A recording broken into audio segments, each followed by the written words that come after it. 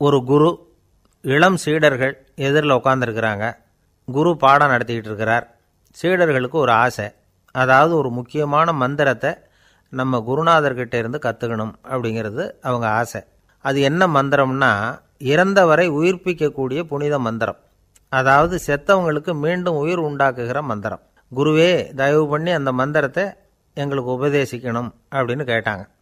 அது ரொம்ப ஆபத்தானது, அது என்னத்துக்கு உங்களுக்கு வேண்டாமேன்னாராம் குரு. எங்களுடைய நம்பிக்கை உறுதிப்படுறதுக்காகத்தான் கேட்குறோம், வேற ஒன்றும் இல்லை அப்படின்னாங்களாம் சீடர்கள்.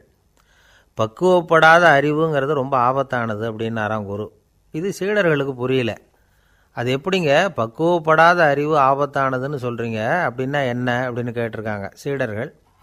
குரு அதுக்கு விளக்கம் கொடுத்தாராம். அந்த மந்திரத்தை எப்போ பயன்படுத்தணுங்கிறது முக்கியம். அதை அறியக்கூடிய ஞானம் ஏற்படுகிற வரைக்கும் அதை தெரிஞ்சுக்காமல் இருக்கிறது தான் நல்லது, இல்லைன்னா ஆபத்துன்னாராம். ஆனால் அந்த சீடர்கள் அதை கேட்குற மாதிரி இல்லை, ரொம்ப பிடிவாதம் பண்ண ஆரம்பிச்சுட்டாங்க. சரி வாங்க சொல்கிறேன்னார் குரு. எல்லாரும் வந்தாங்க. அந்த புனித மந்திரத்தை அவங்களுக்கு ரகசியமாக உபதேசம் பண்ணார். உபதேசம் பண்ணிவிட்டு அவங்களுக்கு எச்சரிக்கையும் கொடுத்தார். இந்த மந்திரத்தை நல்லா ஆராய்ச்சி பார்த்ததுக்கு அப்புறம்தான் உச்சரிக்கணும், அவசரப்பட்டு எதுவும் செஞ்சிடக்கூடாது அப்படின்னு ஒரு தடவைக்கு பல தடவை எச்சரிக்கை கொடுத்தார்.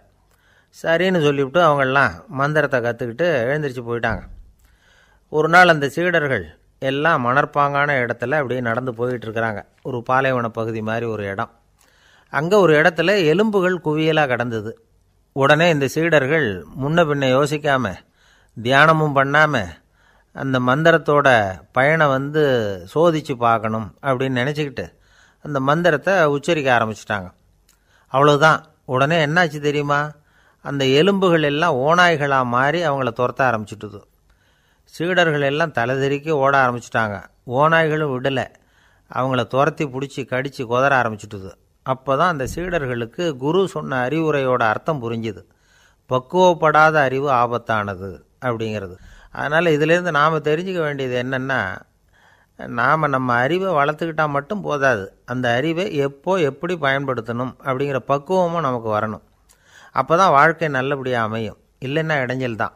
இந்த காலத்தில் சில சின்ன பிள்ளைங்களுக்கே அறிவு ரொம்ப பக்குவப்பட்டிருக்குங்கிறத உணர முடியுது. ஒரு சின்ன பையன் பள்ளிக்கூடத்தில் மார்க் லிஸ்ட் கொடுத்தாங்க, வாங்கிக்கிட்டு அவசரமாக வீட்டுக்கு ஓடினான். எதிரில் வந்த ஒருத்தர் கேட்டார், என்ன அவசரம், ஏன் இப்படி வேகமாக ஓடுறேன்னார். எங்கள் அம்மா கிட்ட அடி வாங்கணும், அதுக்காக தான் ஓடுறேன்னா. அடி வாங்கிறதுக்காக இவ்வளவு அவசரம்னார் அவர். அப்படி இல்லைங்க, நான் போகிறதுக்குள்ளே எங்கள் அப்பா வீட்டுக்கு வந்துட்டாருன்னா அவர்கிட்ட அடி வாங்க வேண்டியிருக்கும், அதை அவாய்ட் பண்ணுறதுக்காக இப்படி ஓடுறேன் அப்படின்னு நானான் அந்த பையன். ரொம்ப நாளைக்கு முன்னாடி ஒரு நாள் கோவலன் நாடகம் நடந்தது. எங்கள் மதுரையில் நடந்தது. அதில் ஒரு முக்கியமான கட்டம், கண்ணகி கிட்ட சிலம்பை வாங்கிக்கிட்டு அதை விற்கிறதுக்காக மதுரை நகருக்கு புறப்படுறான் கோவலன். அந்த சமயத்தில் கண்ணகி பாடுற மாதிரி ஒரு நாடக பாடல், நாடக ஆசிரியர் எழுதினது. அது என்ன பாட்டுன்னா, மா பாவியோர் கூடி வாழும் மதுரைக்கு மன்னா போகாதீர் என்று அப்படின்னு ஆரம்பிக்கும் அந்த பாட்டு. இதுதான் அந்த பாட்டு. இதை கண்ணகி மேடையில் பாடின உடனே கூட்டத்தில் சலசலப்பு.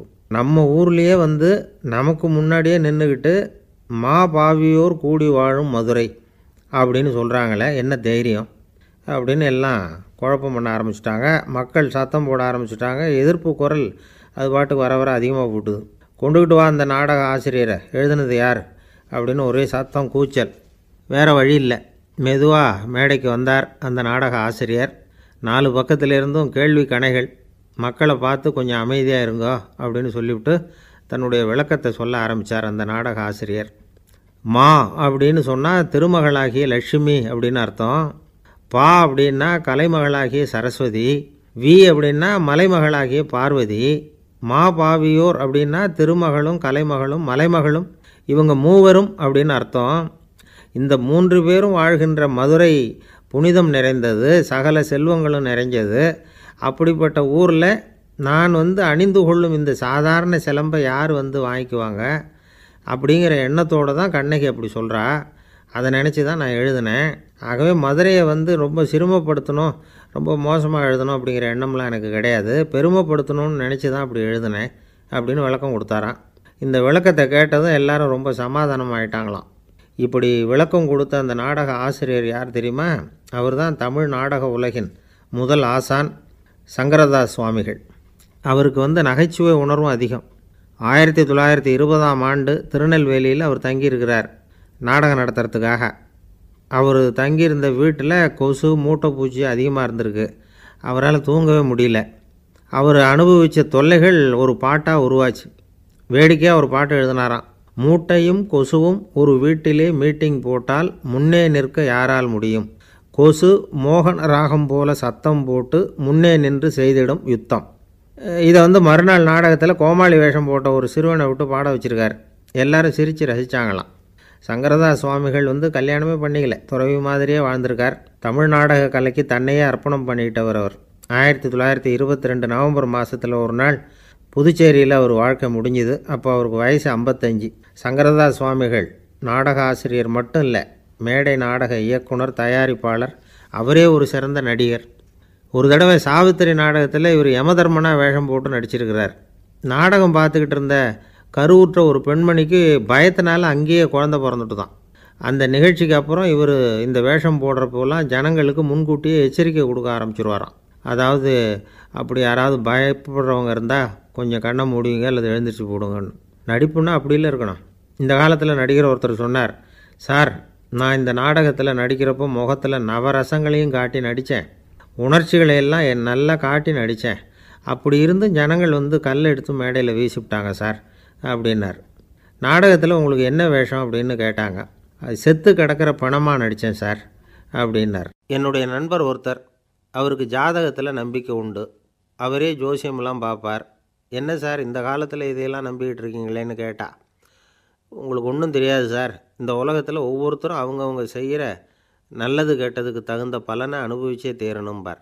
அது மட்டும் இல்லை, ஒருத்தன் செத்துட்டா கூட அவன் செஞ்ச பாவ புண்ணியங்கள் கூடவே போயிட்டுருக்கோம்பார்.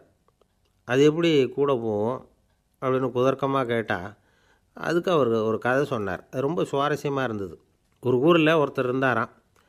அவர் ஜோசியம் பார்க்குறதுல ரொம்ப கெட்டிக்காரரு. ஒருத்தருடைய தலைமுடியை மட்டும் அவர்கிட்ட காட்டினா போதும், அதை மட்டும் பார்த்துட்டு அவருடைய ஜாதகத்தையே சொல்லிவிடுவாராம். அப்பேற்பட்ட திறமை. அந்த ஆள் ஒரு சமயம் கன்னியாகுமரி கடற்கரைக்கு போயிருந்துருக்கிறார். அங்கே கரை ஓரமாக ஒரு மண்டை ஓடு கிடந்திருக்கு. அதை எடுத்து பார்த்துருக்கிறார். அந்த மண்டை ஓட்டை வச்சுக்கிட்டே அதோட ஜாதகத்தை அலசியிருக்கிறார். இந்த மண்டை ஓட்டுக்கு உரிய ஆசாமி வாழ்க்கையில் ரொம்ப கஷ்டப்பட்டுருக்கிறான், நிறைய கஷ்டத்தை அனுபவிச்சிருக்கிறான், அது தாங்க முடியாமல் தான் கடலில் விழுந்து தற்கொலை பண்ணிகிட்டு இருக்கான் அப்படிங்கிறத அவர் கணிச்சுட்டார். இருந்தாலும் இந்த மண்டை ஓடு இன்னமும் அனுபவிக்க வேண்டியது பாக்கி இருக்குது அப்படிங்கிறதையும் அவர் உணர்றார். அது சரி, ஒருத்தன் உயிரோடு இருக்கிற வரைக்கும் தானே நல்லது கெட்டதை அனுபவிக்க முடியும். செத்ததுக்கு அப்புறமும் பாக்கி இருக்குன்னா அதை எப்படி அனுபவிக்கிறது? இந்த மண்டை ஓட்டுக்கு இன்னும் கொஞ்சம் பாக்கி இருக்குது அப்படிங்கிறது அவருக்கு புரிஞ்சதே தவிர அதோட அர்த்தம் என்னங்கிறது அவருக்கு சரியாக விளங்கலை. சரி, இதை இன்னும் கொஞ்சம் விவரமாக ஆராய்ச்சி பண்ணி பார்ப்போம் அப்படின்னு நினச்சிக்கிட்டு அதை தன்னுடைய வீட்டுக்கு எடுத்துகிட்டு போயிட்டார். அந்த மண்டை ஓட்டை ஒரு பொட்டியில் வச்சு பூட்டினார்.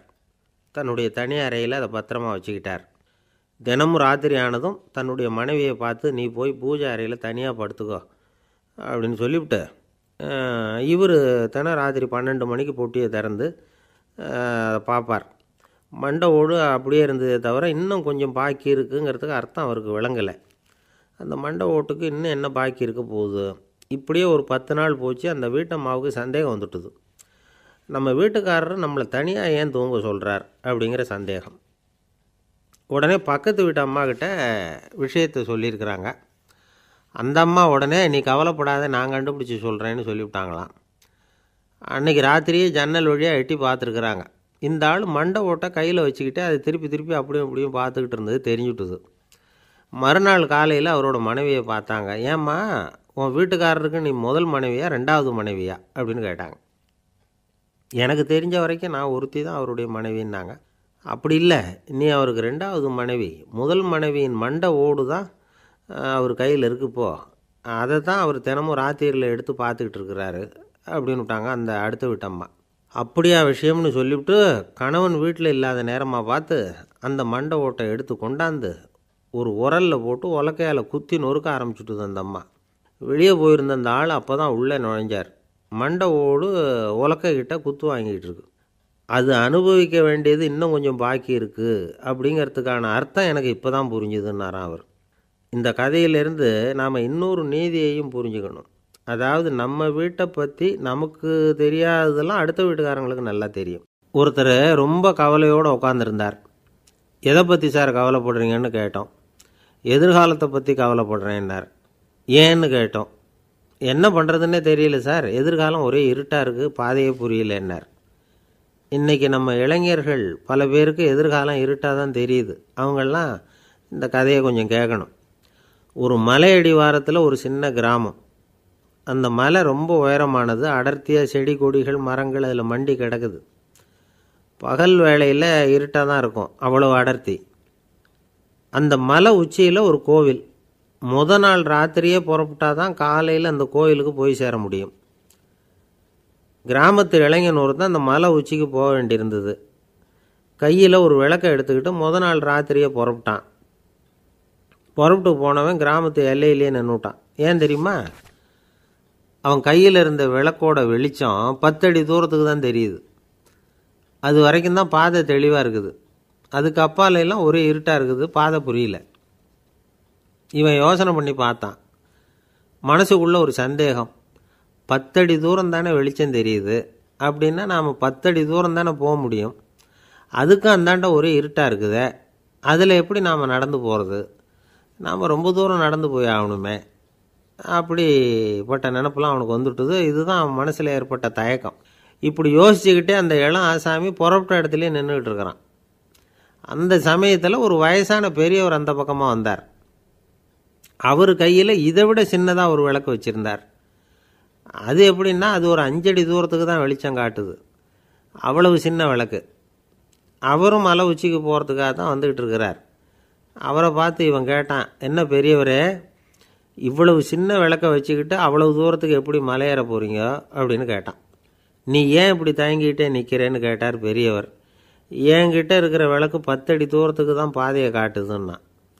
இப்போ பெரியவர் சொன்னார், தம்பி, உன் கையில் இருக்கிற விளக்கு கொடுக்குற வெளிச்சத்தை வச்சு நீ முதல்ல 10 அடி தூரம் முன்னாடி போ.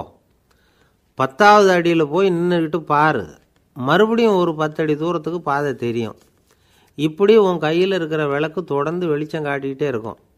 நீ முன்னேற முன்னேற அந்த வெளிச்சமும் முன்னேறும். அதனால் எத்தனை கிலோமீட்டர் தூரம் வேணும்னாலும் நீ இந்த 10 அடி தூரம் வெளிச்சத்தை வச்சுக்கிட்டே நீ போயிடலாம், புறப்படு அப்படின்னார்.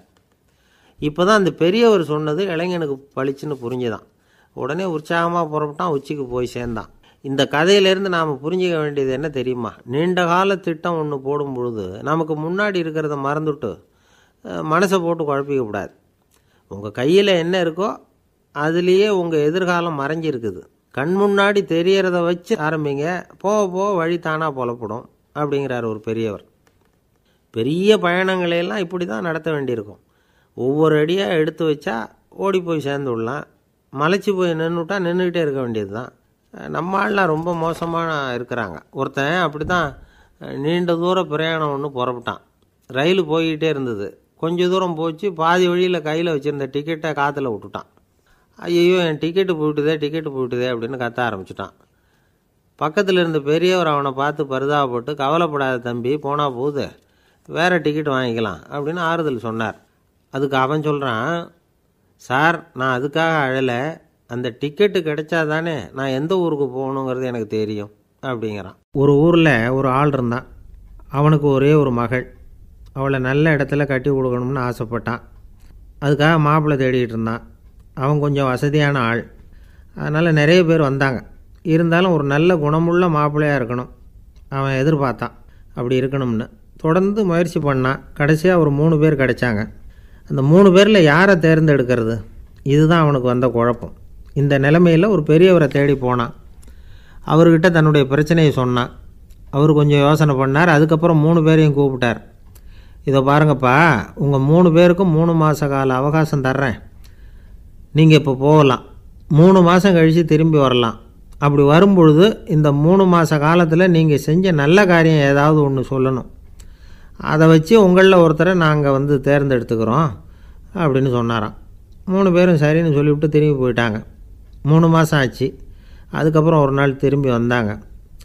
அவர் அவங்கள கூப்பிட்டு உட்கார வச்சார். அப்புறம் கேட்டார், இப்போ சொல்லுங்கள், இந்த 3 மாத காலத்தில் நீங்கள் செஞ்சுருக்கிற ஏதாவது ஒரு நல்ல காரியத்தை சொல்லுங்க அப்படின்னார். முதல்ல ஒருத்தன் எழுந்திரிச்சு நின்னான். ஐயா, எங்கள் அப்பா இறந்த பிறகு அவரோட கணக்கு வழக்குகளை எடுத்து பார்த்துக்கிட்டு இருந்தேன். அவர் ஒரு வியாபாரிகிட்ட 10,000 ரூபா கடன் வாங்கியிருக்கிறதாக எழுதியிருந்தார். அந்த வியாபாரியும் இப்போ உயிரோடு இல்லை. இருந்தாலும் அந்த வியாபாரியோட மகனை தேடி கண்டுபிடிச்சேன். கணக்கு புத்தகத்தை காட்டினேன். எங்கள் அப்பா உங்கள் அப்பா கிட்ட 10,000 ரூபா கடன் வாங்கியிருக்கிறதாக இதை எழுதியிருக்கிறார். அதனால் அதை திருப்பி கொடுக்கறதுக்காக வந்திருக்கிறேன். இந்தாங்க அந்த பணம் அப்படின்னு சொல்லி கொடுத்துட்டு வந்துட்டேன் அப்படின்னு நானும். இதை பெரியவர் கவனமாக கேட்டுக்கிட்டார். அதுக்கப்புறம் 2வது இளைஞன் எழுந்திரிச்சான். ஐயா, நான் போன மாதம் ஒரு நாள் ராத்திரி வேளையில் ஒரு காட்டுப்பாதை வழியாக எங்கள் ஊருக்கு போய்கிட்டு இருந்தேன். அந்த சமயத்தில் அந்த வழியாக வந்துக்கிட்டு இருந்த ஒரு வழிப்போக்கர்கிட்ட 4-5 திருடர்கள் வம்பு வளர்த்து அவர்கிட்ட இருந்த பொருளையெல்லாம் கொள்ளையடிச்சிக்கிட்டு இருந்தாங்க.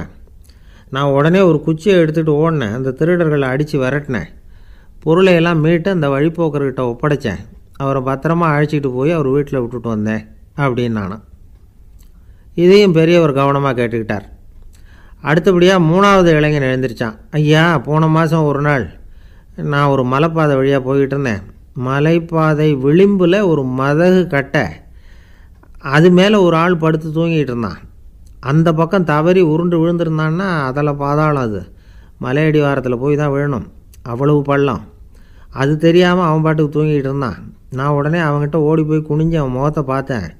அப்போ தான் புரிஞ்சுது, அவன் ஏற்கனவே எனக்கு தெரியும். அவனை எனக்கு நிறைய கெடுதல் பண்ணியிருக்கிறான், இடைஞ்சல் கொடுத்தவன்.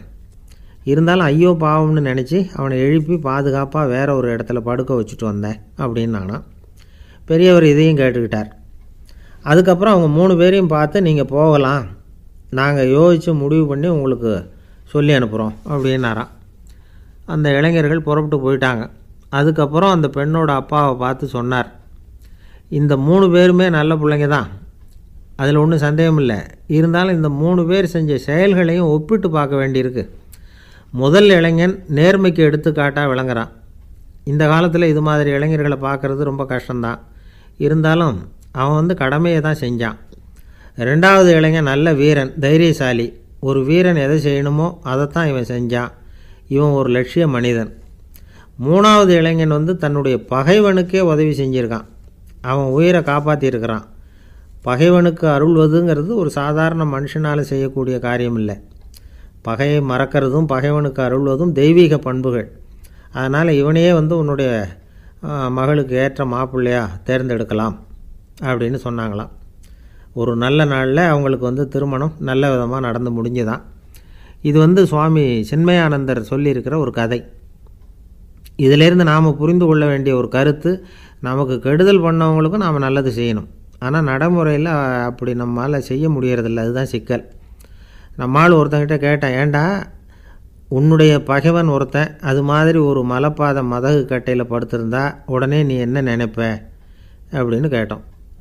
இது ஒரு அருமையான சந்தர்ப்பம்னு நினைப்பேன் அப்படின்னா. எதுக்குன்னு கேட்டோம். அவனை அந்த பக்கமாக உருட்டி கீழே தள்ளுறதுக்கு அப்படின்னா. ஒரு காடு, அங்கே புத்தர் அவர் பாட்டுக்கு நடந்து போய்கிட்டே இருக்கிறார். அவருக்கு பின்னாடி ஒரு குரங்கு, அதுவும் தொடர்ந்து வந்துக்கிட்டே இருக்குது. புத்தர் திரும்பி பார்த்தார். குரங்கு அப்படியே குதித்து உயர எழும்பி ஒரு கிளையில் போய் உக்காந்துது. ஏன் இப்படி பண்ணுறேன்னு கேட்டார் புத்தர். என்னை சாதாரணமாக நினைக்க வேணாம், நான் மகாமந்தி, என்னால் எல்லாம் முடியும், முடியாதுங்கிற வார்த்தையே என்னுடைய அகராதியில் கிடையாது, என்ன வேணும்னாலும் செய்வேன் அப்படின்னுது. அப்படின்னா ஒரு பந்தயம் வச்சுக்கலாமான்னார் இவர். ஓ வச்சுக்கலாமேன்னுது. வேறு ஒன்றும் இல்லை, இப்போ நீ மேலே எழும்பி அந்த கிளையில் உட்காந்தது மாதிரி அங்கேருந்து தாவி என் உள்ளங்கையில் உட்காரணும், அவ்வளவுதான் அப்படின்னார். அப்படி உட்காந்துட்டா என்ன பரிசு அப்படின்னு கேட்டது. அது சொர்க்கத்தில் இருக்கிற மாமன்னன் மரகத சக்கரவர்த்தியை என்னோட இருக்கும்படியாக கூப்பிட்டுக்கிறேன். அந்த சமயத்தில் அவருடைய அரியணை அங்கே காலியாகிடும், நீ அதில் போய் உட்காந்துக்கலாம். பந்தயத்தில் தோத்துட்டா ஒரு கல்ப காலம் இந்த பூமியில் வாழ வேண்டியிருக்கும், அதுக்கு பிறகு தான் என்கிட்ட வர முடியும், என்ன சொல்கிற அப்படின்னார். குரங்குக்கு தாவறது ஒரு பெரிய காரியமா? இது எனக்கு ரொம்ப சாதாரண விஷயம், என்ன இப்போவே தாவட்டுமா அப்படின்னுது. சரின்னு சொல்லி உள்ளங்கையை நீட்டினார். அவருடைய கை தாமரை இலை அளவுக்கு அப்படியே விரிஞ்சுது. குரங்கு சௌகரியமாக உட்கார்றதுக்காக. குரங்கு தாவறதுக்கு தயாராச்சு. அதுக்கு முன்னாடி ஒரு சின்ன யோசனை. அதுக்கு இந்த கிளையிலேருந்து அந்த கைக்கு தாவறது எனக்கு ரொம்ப அற்பமான ஒரு வேலை. இது ரொம்ப சாதாரணம். என்னுடைய கௌரவத்துக்கு இது சரியாக இருக்காது. அதனால் நான் என்ன பண்ண போகிறேன்னா, இங்கேருந்து கிளையிலேருந்து அப்படியே உயர எழும்ப போகிறேன். எழும்பி மேல் உலகம் போய் அங்கே ஒரு சுற்றிவிட்டு அதுக்கப்புறம் அங்கேருந்து நேராக வந்து இந்த கையில் உட்கார போகிறேன் அப்படின்னு நினச்சிது. என்ன யோசிக்கிற அப்படின்னார் புத்தர். ஒன்றும் இல்லை, இந்த பாயிரம் பார் அப்படின்னு சொல்லி தாவி உயர போயிட்டுது. கொஞ்ச நேரத்தில் வான உலகத்துக்கே போய் சேர்ந்துட்டுது. அங்கே போய் பார்த்தா அங்கே ஒரு 5 பளிங்கு தூண்கள் இளம் சிவப்பு நிறத்தில் நின்றுக்கிட்டு இருக்குது.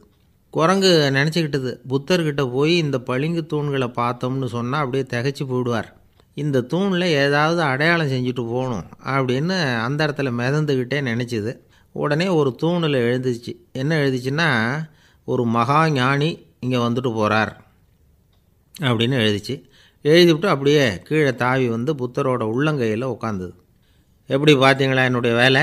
வான உலகத்துக்கே போய் அங்கே இருக்கிற 5 பளிங்கு தூண்களை பார்த்துட்டு அதில் நான் வந்த விவரத்தை எழுதி வச்சுட்டு அதுக்கப்புறம் இங்கே வந்திருக்கிறேன் அப்படின்னுது ரொம்ப பெருமையாக. அப்படியா அப்படின்னார் புத்தர். ஆமாம், சந்தேகமாக இருந்தால் வாங்க அழைச்சிட்டு போய் காட்டுறேன் அப்படின்னுது அந்த குரங்கு. அதுக்கு தேவையில்லை, அப்படியே கொஞ்சம் கீழே குனிஞ்சு பார் தெரியும் அப்படின்னார் புத்தர். அங்கே பார்த்தா புத்தரோட உள்ளங்கை தெரிஞ்சுது. நல்லா உத்து பார்த்துது. அவரோட ஒரு விரலில் அது எழுதிய வாசகம் தெரிஞ்சுது. குரங்கு யோசனை பண்ணிச்சு, அப்படின்னா வானத்தில் நான் பார்த்தது புத்தரோட விரல்களா அப்படின்னு யோசிச்சுது. இதை புரிஞ்சுக்கிட்ட உடனே அந்த குரங்கோட கர்வம் அழிஞ்சு போச்சான். நம்ம மனசு தான் இந்த குரங்கு. மனம்ங்கிறதும் ஆணவங்கிறதும் ஒரு நாணயத்தின் 2 பக்கங்கள். மனம் உள்ளவரை ஆணவமும் இருக்கும். மனம் அழிஞ்சாதான் ஆணவம் அழியும். மனம் அழிய வேண்டும் அப்படின்னு பெரியவங்க சொல்கிறது இந்த அர்த்தத்தில் தான். நம்ம ஆளுங்க சவால் விடுறதெல்லாம் வேறு மாதிரி. ஒருத்தன் ஒரு வாய்க்காலை தாண்டுறேன்னு பந்தயம் கட்டி தாண்ட முடியாமல் வாய்க்காலில் விழுந்து காலை உடச்சிக்கிட்டு கட்டு போட்டுக்கிட்டு வந்தான். ஏண்டா அப்படின்னு கேட்டாங்க. நான் பந்தயம் கட்டின நேரம் சரியில்லை அப்படின்னா. எப்படிறான்னு கேட்டிருக்காங்க. வாய்க்காலில் தண்ணி இருக்கிற நேரமாக பார்த்து பந்தயம் கட்டியிருக்கணும் அப்படின்னானா. ஒரு அம்மா, அவங்களுக்கு 35 வயசு இருக்கும். குடும்பத்தில் எந்த கஷ்டமும் இல்லை. இருந்தாலும் காரணம் இல்லாமல் பிள்ளைங்க பேரில் கோவப்படுறது, எரிஞ்சு விடுறது அவங்க வழக்கம். பிள்ளைங்க அழும். உடனே அவங்க மனசும் சங்கடப்படும். இன்னொரு அம்மா, நல்ல வேலையில் இருக்கிறவங்க, வாரத்துக்கு ஒரு தடவையாவது தலைவலி வந்துடும். இவங்களுக்கெல்லாம் உடம்புல எந்த கோளாறும் இல்லை, மனசு மட்டும் சரியாக இருக்காது. தூக்க மாத்திரை கையில் வச்சுருப்பாங்க. 30-35 வயசுடைய பெண்களுக்கு சர்வசாதாரணமாக காணப்படுகிற மனக்கோளாறு இது.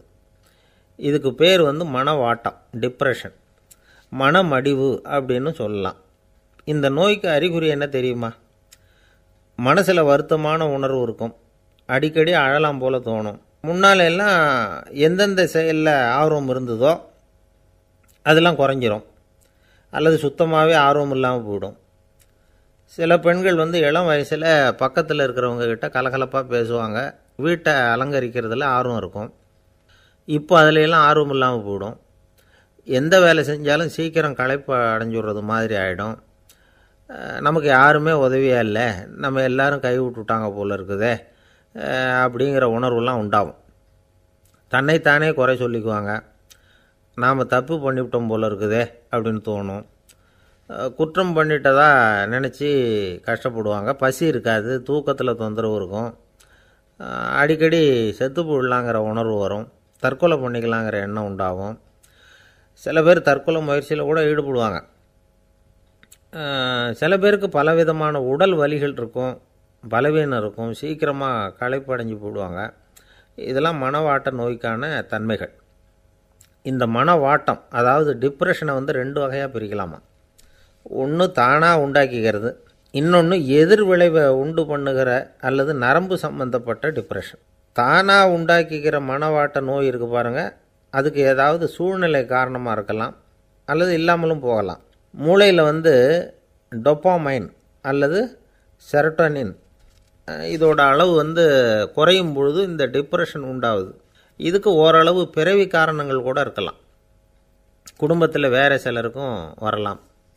பாதிக்கப்பட்ட பெண்ணை பார்க்குறதுக்கு பலவீனமாக தெரியும். கடுமையான குற்ற உணர்வு இருக்கும். தனியாக இருக்கிறதுக்கு ஆசைப்படுவாங்க. நடு ராத்திரியில் எழுந்திரிச்சு உட்காந்து கஷ்டப்பட்டுக்கிட்டு இருப்பாங்க. கொடூரமான முறையில் தற்கொலை பண்ணிக்க முயற்சி பண்ணுவாங்க. தீ வச்சுக்கிறது, அமிலத்தை குடிக்கிறது, தூக்கில் தொங்குறது. இப்படி தானாக வரவழைச்சிக்கிற மனவாட்ட நோய் வந்து மறையக்கூடிய நோய். ஒரு தடவை வந்தால் 3லேருந்து 6 மாதம் வரைக்கும் நீடிக்கும். இடைப்பட்ட காலங்களில் நோயாளி இயல்பாக இருப்பார்.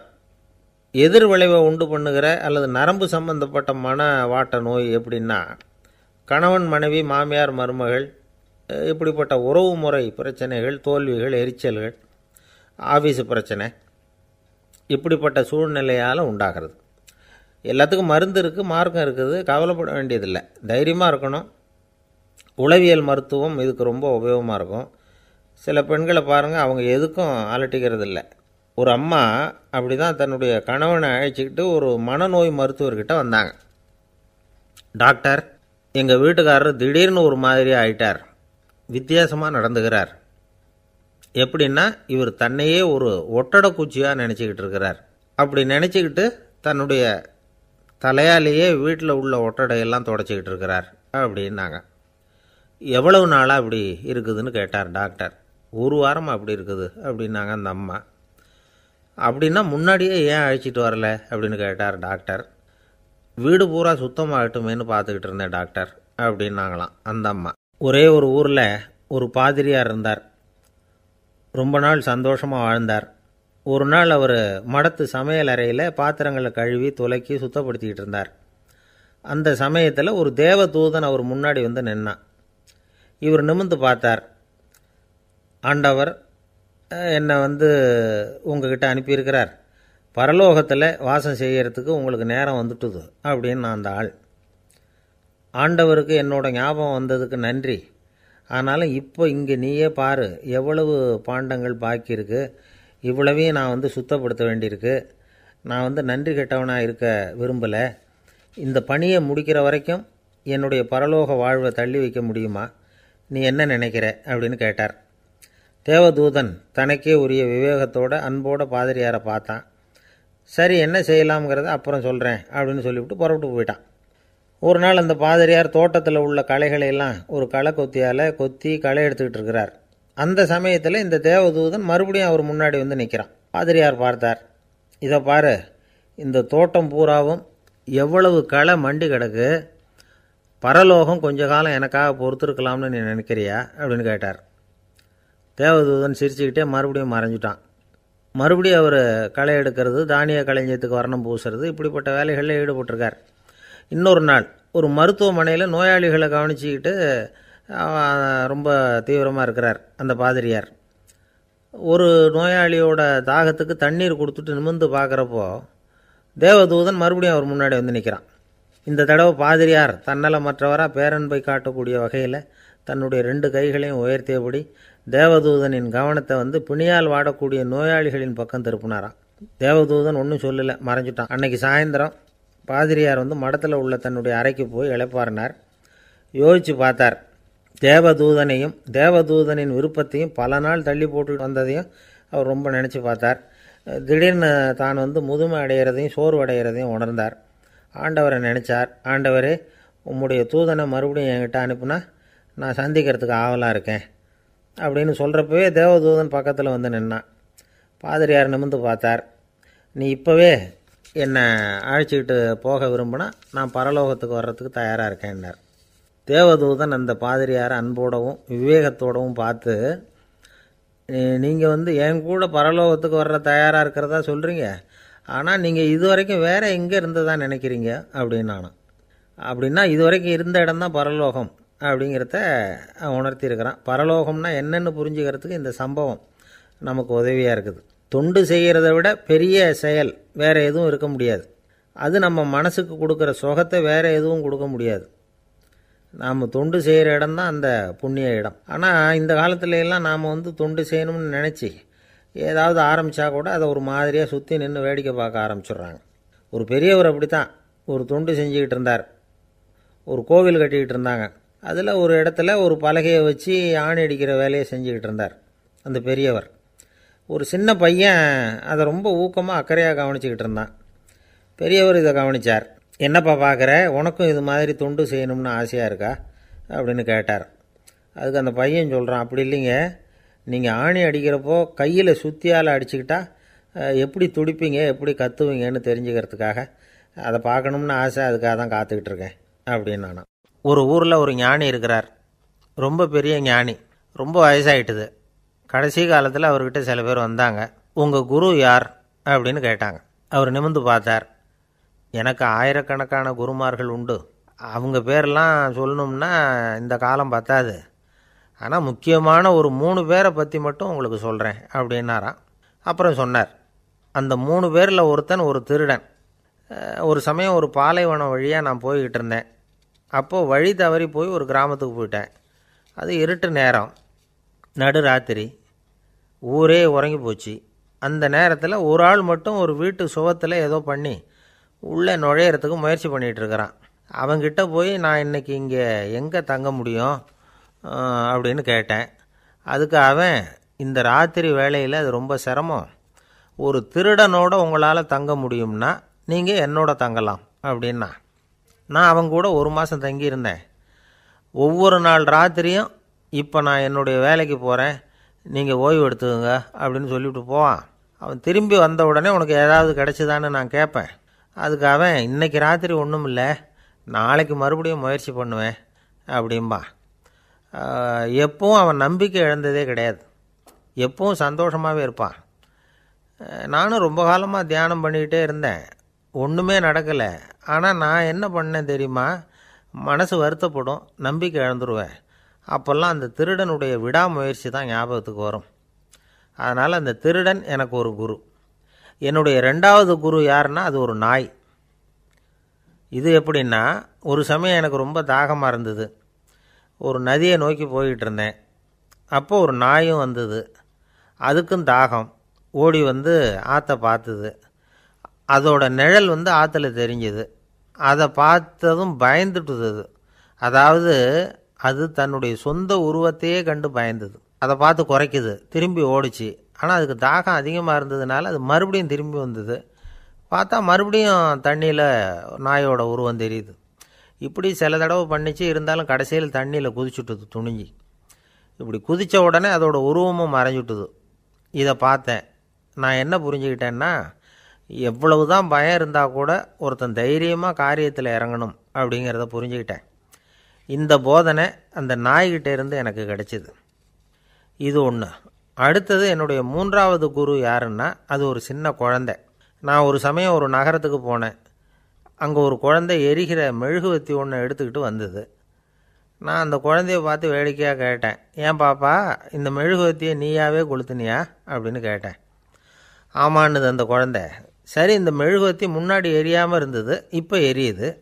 இந்த மெழுகுவத்திக்கு வெளிச்சம் எங்கேருந்து வந்தது, அதை எனக்கு காட்ட முடியுமா அப்படின்னு கேட்டேன் அந்த குழந்தைகிட்ட. இதுக்கு அந்த குழந்தை சிரிச்சுக்கிட்டு அந்த மெழுகுவத்தியை ஊதி அணைச்சுட்டுது. அதுக்கப்புறம் என்னை பார்த்து கேட்டுது, இப்போ இந்த மெழுகுவத்தியின் வெளிச்சம் போனதை பார்த்தீங்க இல்லையா, அது எங்கே போச்சுன்னு எனக்கு சொல்லுங்க அப்படின்னுது. அந்த குழந்தை இப்படி கேட்டதும் என்கிட்ட இருந்த ஆணவம் அழிஞ்சுட்டுது. நான் படித்ததெல்லாம் அந்த வினாடியில் சுக்கு நூறாக போயிட்டுது. என்னுடைய முட்டாள்தனத்தை நான் உணர்ந்தேன் அப்படின்னு இவ்வளவும் அந்த ஞானி விவரமாக சொன்னாராம். அதனால் நாம் இன்னார்கிட்டே இருந்து தான் இதை கற்றுக்கணுங்கிறது இல்லை, யாருக்கிட்டே இருந்தும் எதையும் கற்றுக்கலாம். நம்மால் ஒருத்தன் ஒரு நாய் வளர்த்துக்கிட்டு இருந்தான். அந்த நாய்க்கு வால் கிடையாது, யாரோ ஏற்கனவே வெட்டி எடுத்துட்டாங்க. இந்த நாய் தான் சார் எனக்கு குரு, அதுக்கிட்டே இருந்து கூட நான் பாடம் கற்றுக்கிட்டு இருக்கிறேன் அப்படின்னா. அப்படி என்ன கற்றுக்கிட்டேன் இந்த வால் இல்லாத நாய்கிட்டே இருந்து அப்படின்னு கேட்டோம். நாம் யாருக்கிட்டையும் வாலாட்டக்கூடாது அப்படிங்கிற பாடத்தை அதுக்கிட்டே இருந்து தான் நான் கற்றுக்கிட்டேன் அப்படின்னா. ஒருத்தர் சிகரெட்டும் கையுமா வந்தார். சார், இந்த புகைப்பிடிக்கிற பழக்கத்தை நிறுத்தி போடணும்னு தான் பார்க்குறேன், முடியலேன்னார். புகைப்பிடிக்கிறத நிறுத்துறது ரொம்ப சுலபம் சார் அப்படின்னார் இன்னொருத்தர். எப்படி சொல்கிறீங்கன்னு கேட்டார் அவர். நான் கூட ஏற்கனவே 10 தடவை அந்த பழக்கத்தை நிறுத்தி இருக்கிறேன் சார் அப்படின்னார் இவர். இதிலேருந்து என்ன தெரியுது, புகைப்பழக்கத்தை திடீர்னு விட்டு விடுறதுங்கிறது ரொம்ப கஷ்டம்னு தெரியுது. இருந்தாலும் இது சம்பந்தமான ஆராய்ச்சி, அனுபவம், இது ரெண்டையும் அடிப்படையாக வச்சு சில வழிமுறைகளை சொல்கிறாங்க. அதாவது புகைப்பிடிக்கிறத நிறுத்துறதுக்கு 10 வழிகள் உண்டு அப்படின்னு சொல்கிறாங்க. அது என்னங்கிறத தெரிஞ்சுக்கிட்டா உபயோகப்படுதான்னு பார்க்கலாமே. முதல் கருத்து என்னன்னா, கொஞ்ச நாளைக்கு புகைப்பிடிக்கிற நண்பர்களை விட்டு விலகி இருக்கணும். இதனால் புகைப்பிடிக்கிற ஆசை குறையும். அந்த பழக்கத்தை மறுபடியும் ஆரம்பிக்கக்கூடாதுங்கிற எண்ணம் உறுதிப்படும். ரெண்டாவது கருத்து, புகைப்பிடிக்கிறதை எதிர்த்து தீவிரமாக பிரச்சாரம் செய்ய ஆரம்பிச்சிடணும். அது அடுத்தவங்களுக்கும் உபயோகப்படும், உங்களுக்கும் உபயோகப்படும். உங்கள் உள்ளுணர்வை அது தூண்டும், உங்களை உறுதி கொள்ள வைக்கும். மூன்றாவது கருத்து என்னென்னா, தினமும் 2 தடவை குளிக்கணும். எப்படி தெரியுமா? முதல்ல வெது வெதுப்பான தண்ணீர், அப்புறம் குளிர்ந்த தண்ணீர், இப்படி மாறி மாறி குளிக்கணுமா. நாலாவது கருத்து, உடற்பயிற்சிகள் செய்யணும். மூச்சு வாங்குற மாதிரியான பயிற்சிகள் ரொம்ப நல்லதான். பிராணாயாமம் அப்படிங்கிற மூச்சு பயிற்சி ரொம்ப நல்லதுங்கிறாங்க. அப்புறம் ஐந்தாவது கருத்து, சாப்பாடு மிதமாக இருக்கணும், சீராக இருக்கணும். பச்சை காய்கறிகள், பழங்கள் சாப்பாட்டில் சேர்த்துக்கலாம். அடிக்கடி கொஞ்சம் கொஞ்சமாக சாப்பிட்டு ரத்தத்தில் சர்க்கரையின் அளவை பராமரிக்கணும். இது நரம்புகளை அமைதிப்படுத்தும். ஆறாவது கருத்து என்னென்னா, ரொம்ப நேரம் பசியோடு இருக்கக்கூடாது. புகைப்பிடிக்கிறத நிறுத்த முயற்சி செய்யும் பொழுது எடை குறைப்பு நடவடிக்கைகளை மேற்கொள்ளக்கூடாது. ஏழாவது கருத்து, காப்பி, தேநீர், மதுபானம், அப்புறம் போதைப் பொருள்கள் கலந்த உணவுகள் இதெல்லாம் வேணாம். புகைப்பிடிக்கிறத அதெல்லாம் ஊக்கப்படுத்தும். கடுகு, மிளகு, அப்புறம் காரமான பொருள்களை தவிர்க்கணும். உப்பு அளவை குறைக்கணும். தினமும் 10 குவளை தண்ணீராவது குடிக்கணும். வெறும் தண்ணி புகைப்பிடிக்கிற ஆவலை தணிக்குதான். எட்டாவது கருத்து, கையில் சிகரெட்டு, புகையில ஏதாவது இருந்தால் உடனே தூக்கி எறிஞ்சிருங்க. அது கையில் இருக்கிற வரைக்கும் புகைப்பிடிக்கிற ஆசை வந்துக்கிட்டே இருக்கும். ஒன்பதாவது கருத்து என்னென்னா, இறை நம்பிக்கை உள்ளவங்க புகைப்பிடிக்கிற எண்ணம் வர்றப்போவெல்லாம் பிரார்த்தனை செய்ய ஆரம்பிச்சுடலாம். 10வது கருத்து, உங்களுக்கு ரொம்பவும் வேண்டியவங்க யாரோ அவங்கக்கிட்ட எல்லாம் நீங்கள் புகைப்பிடிக்கிறத நிறுத்தி விட்டதாக சொல்லிவிடுங்க.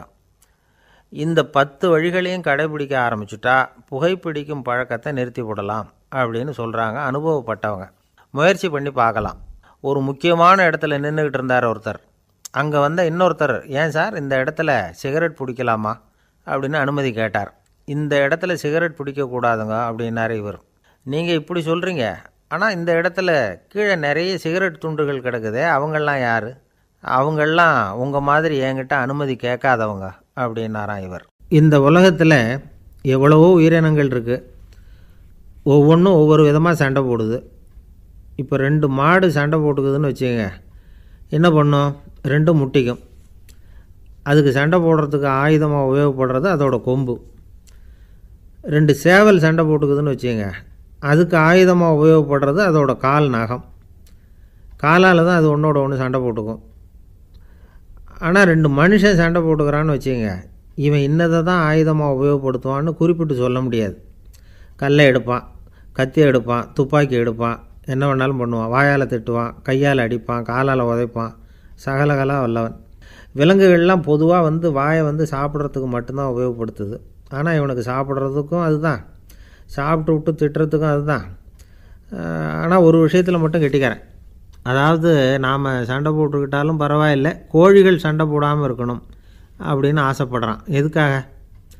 கோழிகள் சண்டை போடாமல் இருந்தால் நிறைய முட்டைகள் போடுமா, அதுக்காக தான் இந்த அக்கறை. கோழி பண்ணை வச்சுருக்கிறவங்களுக்கு இது ஒரு பெரிய பிரச்சனை. அதாவது பண்ணையில் இருக்கிற கோழிகளுக்குள்ளே அடிக்கடி சண்டை வந்துடும்.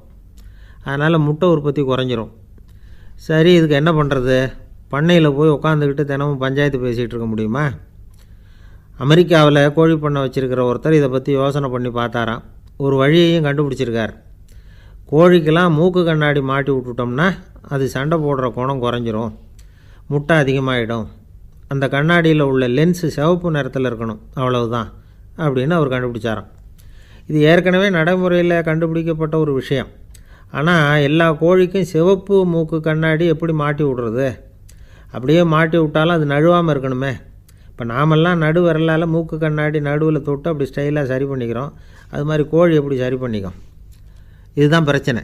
இதுக்கு அவர் என்ன வழி கண்டுபிடிச்சாருன்னா, கோழிக்கெல்லாம் மூக்கு கண்ணாடிக்கு பதிலாக விழியொட்டு வில்லைகள், கான்டாக்ட் லென்ஸ், அதை பொருத்தி விட்டா என்ன அப்படின்னு யோசனை பண்ணார். அதே மாதிரி பண்ணார். அதே மாதிரி செஞ்சு பார்த்தார், வெற்றி. அதுக்கப்புறம் கோழியெல்லாம் சண்டை போட்டுக்கலையாம், சமாதான பிரியர்கள் ஆகிட்டு தான். கோழிகளுக்கு இயல்பாகவே சண்டை போடுற குணம் உண்டு. ஆனால் அதோட கண்ணுக்கு பார்க்குற பொருள்லாம் ரோஜா நிறத்துலையோ அல்லது இன்னும் சொல்லப்போனால் அழுத்தமான சிவப்பு நிறத்துலையோ தெரிஞ்சதுன்னா சண்டை போடுற குணம் குறைஞ்சிருதான். அந்த சமயத்தில் அது அதிகமாகவும் முட்டையிட ஆரம்பிச்சுடுதான். அதே நேரத்தில் இறை எடுக்கிறத கூட குறைச்சிக்குதான். இது ஏன் இப்படி பண்ணுதுங்கிறது விஞ்ஞானிகளுக்கு இன்னமும் புரியலையா. எப்படியோ அமெரிக்க கோழிகள்லாம் கான்டாக்ட் லென்ஸ் பொருத்திக்க ஆரம்பித்தாச்சு. கோழி கழுத்தை பிடிச்சிக்கிட்டு ஒரு சில வினாடிகளில் அதை பொருத்தி போடுறாங்களாம். கோழியோட ஆயுள் பூரா அது அப்படியே இருக்குமா. பண்ணையில் முட்டை உற்பத்தி குறைஞ்சா இது மாதிரி விஞ்ஞானபூர்வமாக பரிகாரம் தேடுறது தான் நல்லது. நமக்கு வேண்டியப்பட்ட ஒருத்தர் அவர் ஒரு கோழி பண்ணை வச்சுருந்தார். அந்த பண்ணையில் பாதி கோழி திடீர்னு செத்து போச்சு. உடனே ஒரு கால்நடை மருத்துவர்கிட்ட போக வேண்டியது தானே. அங்கே போகல. உள்ளூரில் மந்திரம் பண்ணிகிட்டு இருந்த ஒரு சாமியார்கிட்ட போனார். அவர் காலில் விழுந்தார். சாமி, என் பண்ணையில் பாதி கோழி செத்து போட்டுதுன்னார். சாமியார் யோசனை பண்ணார். சரி, பண்ணையில் வாசப்படி கிழக்கு பக்கமாக வச்சுருக்கியா மேற்கு பக்கமாக வச்சுருக்கியான்னு கேட்டார். கிழக்கு பக்கமாக இருக்குன்னார் அவர். அதுதான் தப்பு, மேற்கு பக்கமாக அதை மாற்று சரியாக போடும்னாராம். அதே போல் இவர் போய் மாற்றிவிட்டார். அப்பவும் பாதி செத்து போச்சு. மறுபடியும் சொன்னார், சாமி மறுபடியும் பாதி கோழி செத்து போட்டுதேன்னார். சரி, கூரை எப்படி போட்டிருக்க, ஓடு போட்டிருக்கியா இல்லை கீத்து போட்டிருக்கியான்னார். ஓடு போட்டிருக்கேன்னாராம் அவர். அதுதான் தப்பு, அதை கீத்து போட்டுரும் சரியாக போடும்னாராம். சரின்னு போய் அதையும் மாற்றி பார்த்தார். மறுபடியும் போயிட்டுது, கோழி செத்து போச்சு. வந்தார். மறுபடியும் பாதி செத்து போச்சு சாமின்னு வந்தார். இவரும் யோசனையை மாற்றி மாற்றி சொல்லிகிட்டே இருக்கிறார். இப்படி அவரும் மாற்றி மாற்றி பார்த்தார். 6வது தடவையாக அவரை தேடிட்டு வந்தார். அந்த சமயத்தில் இவர் ரொம்ப தீவிரமாக யோசனை பண்ணி பார்த்துட்டு, அது சரிப்பா, நீயும் என்கிட்ட சளைக்காமல் வந்துக்கிட்டு இருக்கிற, நானும் யோசனை சொல்லிகிட்டு இருக்கேன். இப்போவும் உங்ககிட்ட சொல்கிறதுக்கு என்கிட்ட யோசனை நிறையா இருக்குது. ஆனால் சோதிக்கிறதுக்கு உங்ககிட்ட கோழி இல்லையே, என்ன பண்ணுறது அப்படின்னாராம் இவர். ஒரு தெருவில் சில சிறுவர்கள் விளையாடிக்கிட்டு இருந்தாங்க. ஏதோ ஒரு உயரமான கல்லை நடுத்தெருவில் வச்சு அதை சுற்றி சுற்றி ஓடி வந்துக்கிட்டு இருக்கிறாங்க. அது என்ன விளையாட்டோ அவங்களுக்கு தான் தெரியும். கொஞ்ச நேரம் அப்படி விளையாடிக்கிட்டு இருந்தவங்க விளையாடி முடித்ததும் அந்த கல்லை நடுத்தெருவில் அப்படியே விட்டுட்டு அவங்கவுங்க வீட்டுக்கு ஓடி போட்டாங்க. அதுக்கப்புறம் அந்த வழியாக 2 பெண்கள் பேசிக்கிட்டே வந்தாங்க. பேச்சு சுவாரஸ்யத்தில் நடுத்தெருவில் இருந்த அந்த கல்லை கவனிக்கலை. காலில் இடிச்சுட்டுது, லேசாக ரத்தம் வந்துட்டுது. வலி தாங்கலை. காலில் இடிச்சுக்கிட்ட பொண்ணு திட்ட ஆரம்பிச்சுட்டுது. வர வர ஊர் உலகம் ரொம்ப கெட்டு போச்சு, யாருக்கும் பொறுப்பே கிடையாது பாரு, இப்படி நடுத்தருவில் பொறுப்பு இல்லாமல் இப்படி கல்லை போட்டு வச்சுருக்குறாங்களே, இது நியாயமா அப்படின்னு சொல்லி இந்த சமூகத்தை கடுமையாக விமர்சனம் பண்ணிக்கிட்டு அவங்க போயிட்டாங்க. கொஞ்ச நேரம் கழித்து ஒரு வாலிபன் அந்த வழியாக வந்தான். அந்த கல்லை பார்த்தான், நின்னான். ஒரு நிமிஷம் யோசனை பண்ணான். என்ன பண்ணலாம்னு பார்த்தான். தன்னுடைய வீரத்தையும் பலத்தையும் காட்டணும்னு நினச்சான். பின்னாடி போனான்.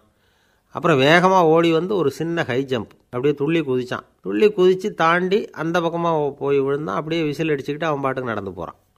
அடுத்தபடியாக ஒரு காதல் ஜோடி அந்த வழியாக வந்தது. நடுத்தெருவில் கல் கண்ணில் பட்டது. அவங்க 2 பேரும் ரொம்ப நெருக்கமாக சேர்ந்து வந்துக்கிட்டு இருக்கிறாங்க. நடுவில் கல் இருக்கிறதுனால கொஞ்ச நேரம் 2 பேரும் விலகி மறுபடியும் இந்த பக்கம் சேர்ந்து போகணும். கொஞ்ச நேரம் நாம் பிரிய வேண்டி இருக்குதே அப்படின்னு வருத்தத்தோடு முணுமுணுத்துக்கிட்டே இந்த பக்கம் வந்தாங்க. அதுக்கப்புறம் வழக்கம் போல் சேர்ந்து அவங்க பாட்டுக்கு எதிர்காலத்தை பற்றி கற்பனை பண்ணிக்கிட்டே போயிட்டாங்க. கடைசியாக அந்த வழியாக பார்வை இல்லாத ஒருத்தர் வந்துக்கிட்டு இருக்கார்.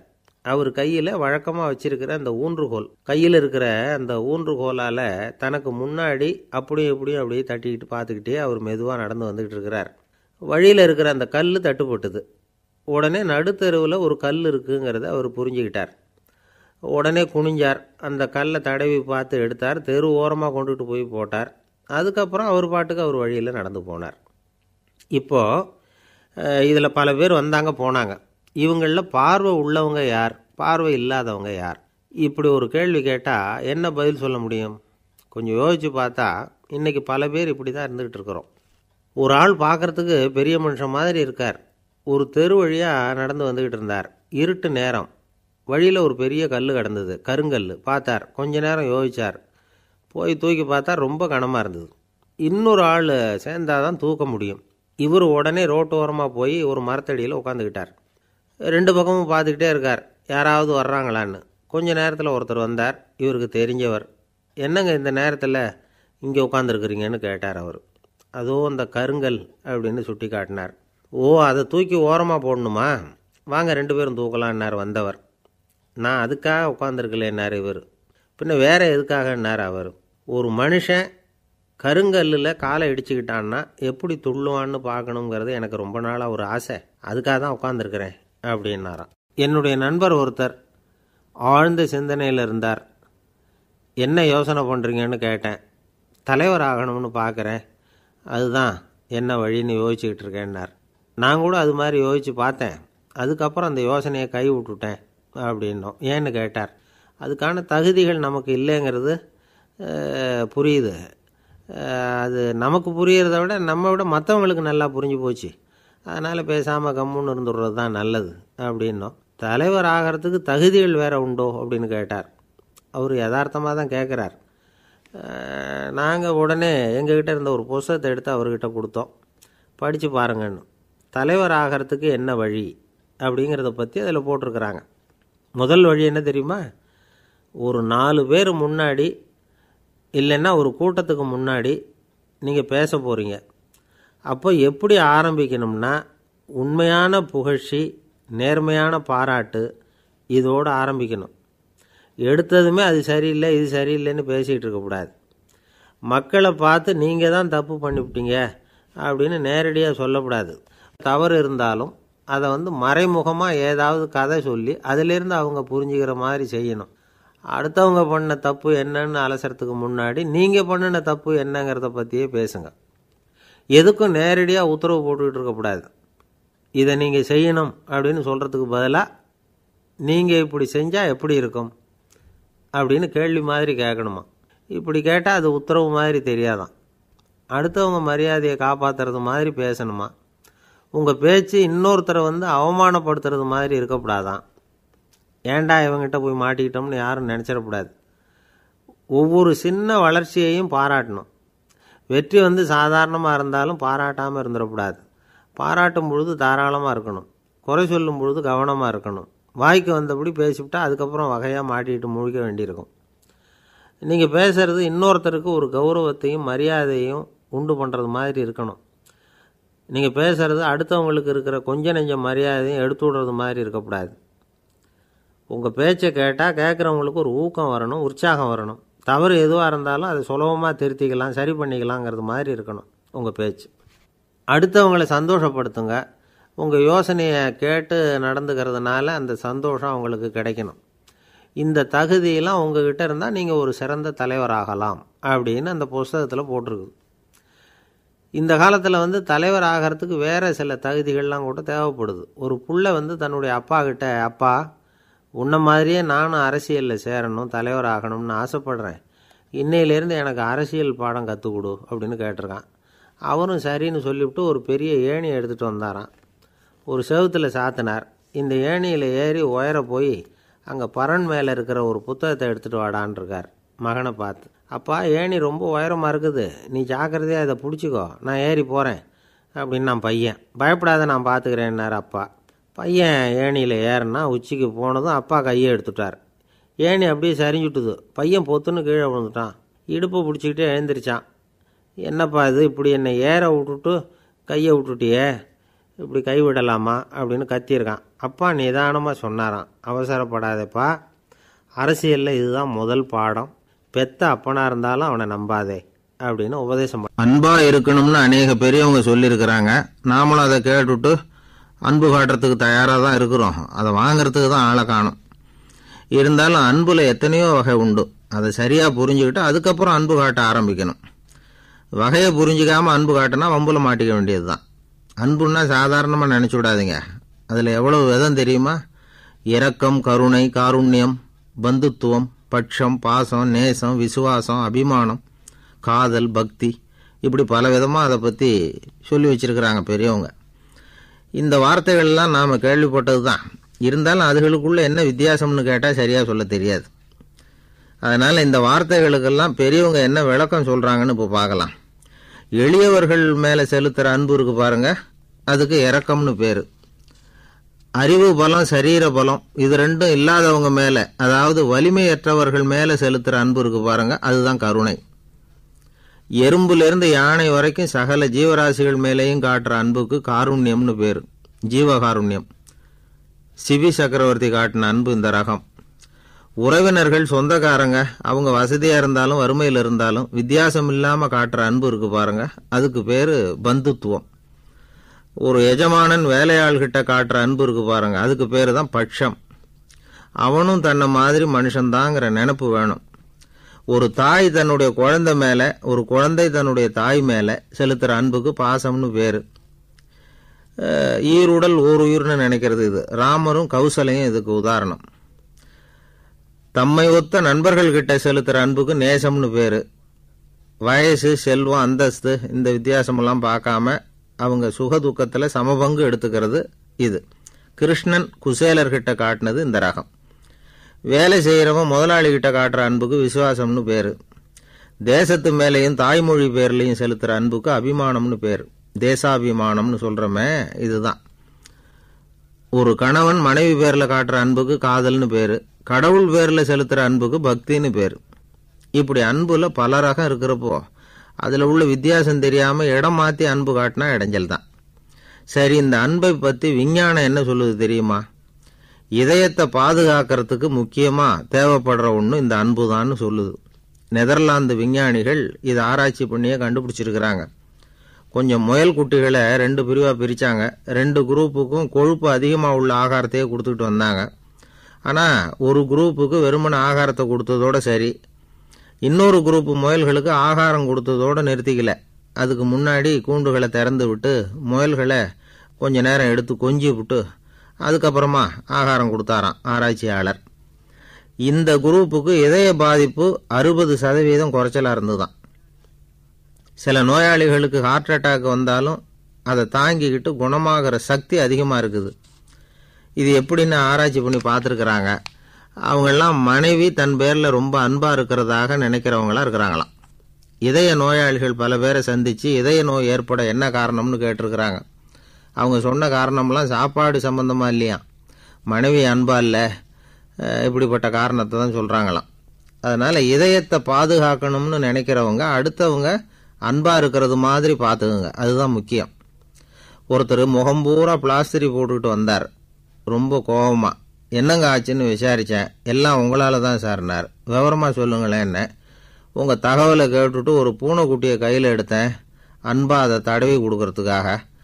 ஆனா அது முந்திக்கிட்டது, அது என் முகத்தை தடவி கொடுத்துட்டுது, முகம் பூரா நகை கீறல், அதுதான் இப்படி அப்படின்னார். அன்புல அறிவு சேராததுனால வந்த கோலம். அவர் ஒரு பெரிய குடும்பத்துல பிறந்தவர். இருக்கிற சொத்துக்கள் எல்லாத்தையும் வாரி வழங்கிவிட்டு காட்டுக்கு புறப்பட்டார் தவம் செய்யறதுக்காக. இருந்தது பூராவும் கொடுத்துட்டார். இனிமே எதுவுமே இல்லை கொடுக்கறதுக்கு.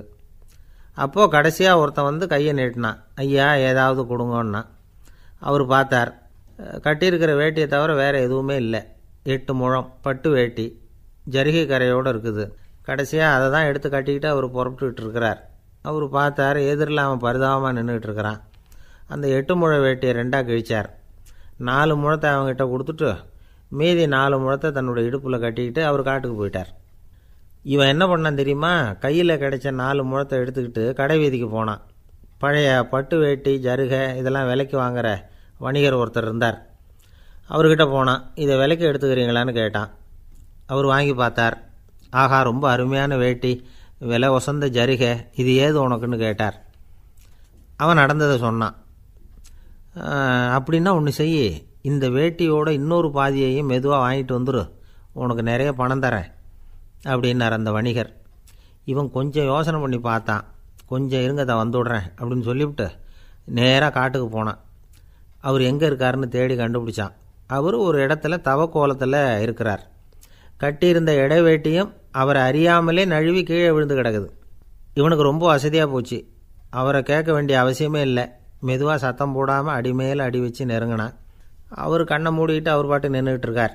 இவன் மெதுவாக போய் கீழே கிடந்த அந்த துணியை எடுத்துக்கிட்டு சத்தம் போடாமல் திரும்பி நடந்தான். அப்படி கொஞ்சம் தூரம் நடந்திருப்பான். அப்படி ஓட ஆரம்பிக்கிற சமயத்தில் அவன் காலில் கீழே கிடந்த முள்ளு ஒன்று நறுக்குன்னு தைச்சி விட்டுது. வலி தாங்க முடியாமல் அம்மான்னு கத்திவிட்டான். இந்த சத்தத்தினால கண்ணை மூடி நின்றுக்கிட்டு இருந்த அவர் தவம் கலைஞ்சிது. மெதுவாக கண்ணை திறந்து பார்க்குறார். தன் இடையில இருந்த வேட்டி அவன் கையில் இருக்கு. இப்போ அவர் நினைக்கிறாராம், இந்த வேட்டி மேலே நான் வச்ச ஆசை அல்லவா அவனை வந்து திருடன் ஆக்கிவிட்டுது அப்படின்னு நினச்சாரான். இது எப்பேற்பட்ட மனநிலைங்கிறத கொஞ்சம் யோசிச்சு பாருங்கள். தான் ஒரு பொருள் மேலே வைத்த பற்று இன்னொரு மனிதன் திருடனா ஆகிறதுக்கு காரணமாயிட்டுதே அப்படின்னு நினைக்கிறார். அப்படி நினைச்ச அவர் யார் தெரியுமா? அவர் தான் மகாவீரர். இழந்துட்டேங்கிறியே, நீ என்னத்தை கொண்டு வந்த இங்கே இழக்கிறதுக்கு? நீ என்னத்தை உண்டாக்குன இது அழிஞ்சுட்டுதுன்னு சொல்கிறதுக்கு? இது அவருடைய சிந்தனை. இன்னைக்கு நம்ம சிந்தனையெல்லாம் வேறு மாதிரி இருக்குது. ஒருத்தன் நடுத்தெருவில் உட்காந்து அழுதுகிட்டு இருந்தான். அந்த வழியாக வந்தவர் கேட்டார், ஏன்ப்பா அழற அப்படின்னு கேட்டார். 5 ரூபா சார், இந்த இடத்துல விழுந்துட்டுது, ரொம்ப நேரமாக தேடுறேன், கிடைக்காது போல இருக்கு அப்படின்னா. எப்போ தொலைஞ்சுது அப்படின்னு கேட்டார்.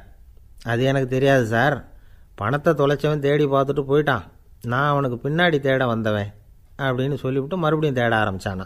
அமெரிக்க ஜனாதிபதி ஆப்ரஹாம் லிங்கன் ஒரு நாள் தன்னோட கோச்சு வண்டியில் தலைநகரான வாஷிங்டனுக்கு போயிட்டுருக்கிறார்.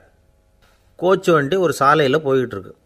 அந்த சாலைக்கு ஒரு பக்கத்தில் பயங்கரமான சதுப்பு நிலம். சதுப்பு நிலம்னா அது புதைகுழி, புதை மணல்ங்கிறோம்ல, அது மாதிரி. அந்த சதுப்பு நிலத்தில் யாராவது மாட்டிக்கிட்டா அவ்வளவுதான், ஆளை கொஞ்சம் கொஞ்சமாக உள்ளே அமுக்கிவிடும், தப்பிச்சு கரையேறது கஷ்டம். அப்படிப்பட்ட நிலம் அது. ஆப்ரஹாம் லிங்கன் ஏதோ ஒரு முக்கியமான அரசாங்க வேலையாக போயிட்டு திரும்பி வந்துக்கிட்டு இருக்கிறார்.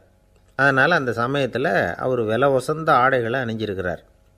அப்படி அவர் அந்த கோச்சு வண்டியில் வந்துக்கிட்டு இருக்கிறாரு. அந்த சமயத்தில் ஒரு காட்சி அவர் கண்ணில் பட்டுட்டுது. என்ன தெரியுமா? ரோட்டுக்கு பக்கத்தில் இருந்த சதுப்பு நிலத்தில் ஒரு இளம் பன்றி குட்டி சிக்கிக்கிட்டு தவிச்சிக்கிட்டு இருக்குது, பரிதாபமாக கத்திக்கிட்டு இருக்குது. அதை பார்த்தார் லிங்கன். அவருக்கு என்ன மாதிரி ஆயிட்டுது. உடனே வண்டியை நிறுத்த சொன்னார். கீழே இறங்கினார். தன்னோட விலை உசந்த ஆடைகளை பற்றி லட்சியம் பண்ணவே இல்லை. தனக்கே ஆபத்து வரலாம்ங்கிறத பற்றியும் கவலைப்படலை. தான் ஒரு குடியரசுத் தலைவருங்கிறத பற்றியும் அவர் நினச்சி பார்க்கல. நேராக அந்த சதுப்பு நிலம் பக்கமாக போனார். அந்த சேத்துல இறங்கி பன்றிக்குட்டியை காப்பாற்றி கரைக்கு கொண்டுட்டு வந்து சேர்த்துட்டார். அதுக்கப்புறம் நிம்மதியாக கோச்சு வண்டியில் ஏறி வெள்ளை மாளிகைக்கு வந்து சேர்ந்தார். ட்ரெஸ்ஸு, உடம்பு பூரா சேறு சகதி. பார்க்குறவங்களுக்கெல்லாம் ஆச்சரியமாக போச்சு. அவங்களுக்கு ஒன்றும் புரியல. இவர் நேராக ட்ரெஸ்ஸு மாற்றிக்கிறதுக்காக போனார். கோச்சு வண்டி ஓட்டிகிட்டு வந்தவங்கிட்ட போய் எல்லோரும் கேட்டாங்க, என்ன ஆச்சு அப்படின்னு. அவர் வர்ற வழியில் நடந்த விவரத்தை சொன்னார். ஆப்ரஹாம் லிங்கனுடைய இந்த இறக்க குணத்தை எல்லாரும் பாராட்டினாங்களாம், புகழ்ந்தாங்களாம். ஆனால் இதுக்கு லிங்கன் என்ன பதில் சொன்னார் தெரியுமா? தயவு பண்ணி இந்த புகழ்ச்சியான பேச்சையெல்லாம் ஒதுக்குங்க, அதெல்லாம் வேணாம். அந்த சின்ன பிராணி சகதியில் மாட்டிக்கிட்டு துடிச்சிக்கிட்டு இருந்தது, அதை பார்த்தேன். உடனே என்னுடைய இதயத்தில் ஒரு முள் தைச்சது மாதிரி ஒரு உணர்வு. அந்த முள்ளை பிடுங்கி எறிஞ்சேன், அவ்வளவுதான். உண்மையில் அந்த பிராணிக்கு நான் உதவினேங்கிறத விட எனக்கு ஏற்பட்ட இன்னலை போக்கிட்டேன் அப்படிங்கிறது தான் உண்மை. அதுதான் பொருத்தம். அப்படி இருக்கிறப்போ இதில் புகழறதுக்கு என்ன இருக்குது அப்படின்னார் ஆப்ரஹாம் லிங்கன். எவ்வளவு யதார்த்தமான வார்த்தைகள் பாருங்கள். இந்த காலத்தில் நம்மளையும் பல பேர் அப்படி உண்டு. நீச்சல் தெரியாத ஒரு ஆள் தண்ணியில் இறங்கிட்டான். தண்ணி ஆழங்கிறது அப்புறமா தான் தெரிஞ்சுது. தத்தளிக்க ஆரம்பிச்சுட்டான். வாழ்னு கத்துறான். கரையில் நின்றுக்கிட்டு இருந்த ஒருத்தர் இதை பார்த்தார். உடனே அவருக்கு இதயத்தில் முள் தைச்சது மாதிரி ஒரு உணர்வு. உடனே குபீர்னு தண்ணியில் பாய்ஞ்சார். அவரை காப்பாற்றி கரைக்கு கொண்டுட்டு வந்து சேர்த்தார். இதை பார்த்துக்கிட்டு இருந்த இன்னொருத்தர் காப்பாற்றின அந்த ஆளை பாராட்டி புகழ்ந்தார். என்ன புகழாதீங்க சார் அப்படின்னார் அவர். ஏன்னு கேட்டார் இவர். நான் அந்த ஆளை ஏன் காப்பாற்றினேன் தெரியுமா? அவன் நேற்றுக்கு என்கிட்ட 300 ரூபா கடன் வாங்கியிருக்கிறான். இவன் தண்ணியில் போட்டான்னா நான் கொடுத்த கடனும் தண்ணியில் போடும். அதனால தான் விழுந்து காப்பாற்றினேன் அப்படின்னா அந்த ஆள். ஒருத்தர் ரொம்ப அவசரமாக போய்கிட்டு இருந்தார். எங்கே சார் போகிறீங்கன்னு கேட்டோம். எனக்கு வேண்டியப்பட்ட ஒருத்தருக்கு குழந்தை பிறந்திருக்கிறதாக செய்தி வந்திருக்கு, அதுதான் ஆஸ்பத்திரிக்கு போயிட்டுருக்கேன், பார்த்துட்டு வரலாம்னு அப்படின்னார். அப்படின்னா கொஞ்சம் இப்படி உட்காருங்க அப்படின்னோம். சில விவரமெல்லாம் சொல்கிறேன், கேட்டுக்கிட்டு போங்க அப்படின்னோம். உட்காந்தார். அப்புறம் சொல்ல ஆரம்பித்தோம். புதுசாக பிறந்திருக்கிற ஒரு குழந்தைய பார்க்க போகிறதுன்னா அது சாதாரண விஷயம் இல்லை. அதில் ரொம்பவும் கவனமாக நடந்துக்கணும். புது குழந்தைக்கு நோய் சுலபமாக தொற்றும். முக்கியமாக காற்று மூலமாக பரவுகிற நோய்கள் சுலபமாக வந்துடும். அதனால் நமக்கு உடம்பு சரியில்லைன்னா குழந்தைய விட்டு கொஞ்சம் தள்ளியே இருக்கிறது தான் நல்லது. பெரியவங்களை பொறுத்த வரைக்கும் சாதாரணமாக உள்ள ஒரு கிருமி கூட குழந்தையை பொறுத்த வரைக்கும் ரொம்ப மோசமான ஒரு கிருமியாக இருக்கும். சில வெளிநாடுகளில் எப்படி தெரியுமா? பிறந்த குழந்தை தூங்கிக்கிட்டு இருக்கிற ஒரு ரூமுக்கு போகணும்னா போகிறவங்க முகமூடி போட்டுக்கணும், காலணிகளை மாற்றிக்கணும், அவ்வளவு சுத்தமாக உள்ளே போய் பார்த்துட்டு வரணும். பொதுவாக சில ஆஸ்பத்திரிகளில் பார்த்திங்கன்னா பார்வையாளர்கள் நேரத்தில் விசிட்டிங் ஹவர்ஸ் தாயை விட்டு குழந்தைய தனியாக பிரித்து வச்சுருவாங்க. எதுக்குன்னு நினைக்கிறீங்க? அந்த நேரம் பல பேர் வருவாங்க போவாங்க. அவங்க கை கால் சுத்தமாக இருக்காது. சுத்தம் இல்லாத கைகள் மூலமாக கிருமிகள் பரவும். சுத்தம் இல்லாத கைன்னா மண் தூசி படிஞ்சிருக்கிற கை மட்டும் தான் அர்த்தம் இல்லை. சாலையில் கையை வீசிக்கிட்டு நடந்து வர்றீங்க, குழந்தைய பொறுத்த வரைக்கும் அது கூட சுத்தம் இல்லாத கை தான். தாயை தவிர மற்றவங்க குழந்தைய தூக்காமல் பார்த்துக்கிறது நல்லது. தாய் கூட அளவோடு கொஞ்சிறதோடு நிறுத்திக்கணும். புதுசாக ஒரு குழந்தைய பெற்றுருக்கிற பொண்ணுக்கிட்ட மற்ற தாய்மார்கள் ஏதாவது சொல்லிக்கிட்டே இருப்பாங்க. குழந்தைய அப்படி வளர்க்கணும் இப்படி வளர்க்கணும் அப்படின்னு ஏதாவது அட்வைஸ் பண்ணிக்கிட்டே இருப்பாங்க. இப்படி ஓவராக அறிவுரை பண்ணுறது அந்த பொண்ணை குழப்பி விட்டுரும். அதனால் அப்படிலாம் பண்ணக்கூடாது. அந்த பெண்ணே ஏதாவது கேட்டால் கூட டாக்டர் சொல்ல வேண்டிய விவரங்களையெல்லாம் நாமே சொல்லிகிட்டு இருக்கக்கூடாது. புதுசாக பிறந்திருக்கிற குழந்தைய மட்டும்தான் இப்படி பார்க்கணும்னு இல்லை. ஒரு நோயாளி குழந்தைய பார்க்க போகிறதுனா கூட ரொம்ப எச்சரிக்கையாக தான் நடந்துக்கணும். ஒரு தின்பண்டமோ விளையாட்டு சாமானோ அந்த குழந்தைக்கு நாம் வாங்கிட்டு போகிறதா வச்சுக்குவோம். அதை நேராக கொண்டுகிட்டு போய் அந்த குழந்தைகிட்டே கொடுக்கக்கூடாது. அதோட அப்பா அம்மாக்கிட்ட ரகசியமாக கொடுக்கலாம். அவங்க முடிவு பண்ணட்டும் குழந்தைகிட்ட அதை கொடுக்கலாமா வேண்டாமாங்கிறத. அவங்களுக்கு தான் தெரியும் அதோட மனசும் உடம்பும்.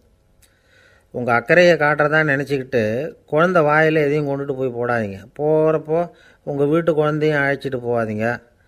இது நோயை வாங்கிட்டு வந்துடும், அல்லது புதுசாக ஒரு நோயை அதுக்கிட்ட கொடுத்துட்டு வந்துடும். என்னதான் உங்களுக்கு பழக்கமான குழந்தையாக இருந்தால் கூட அதுக்கு விருப்பம் இல்லைன்னா பேசக்கூடாது. அங்கே போய் அவங்க பள்ளிக்கூடத்தை ஞாபகப்படுத்திகிட்டு இருக்கக்கூடாது. நோயில் இருக்கிறப்ப ஸ்கூலை பற்றி பேச அது விரும்பாது. ஆஸ்பத்திரியை விட்டு வெளியில் புறப்படுறப்போ குழந்தைகிட்ட சொல்லணும்னு அவசியம் இல்லை. அதோட அப்பா அம்மா கிட்ட சொல்லிவிட்டு புறப்பட்டா போதும். குழந்தை கோபிச்சிக்காது. சமூக சம்பிரதாயத்தை பற்றி அது கவலைப்படுறதில்லை.